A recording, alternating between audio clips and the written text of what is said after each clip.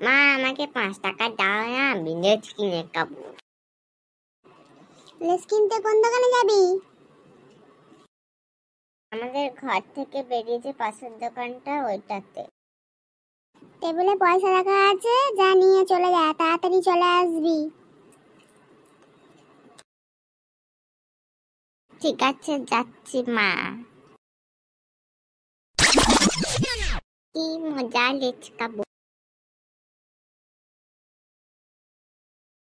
কাকু একটা লেস দাও তো। এনে ধর, নিয়ে যা। আমা তুমি একটা লেস খাবে? একটা প্যাকেটে 5টা লেস আছে। কি, একটা প্যাকেটে 5টা লেস দিয়েছে? লেসওয়ালাগুলো কি চালাক রে। 5 টাকা একটা প্যাকেটে 5টা লেস বল। বাবু, আমরা তাহলে না আলু চাষ করব।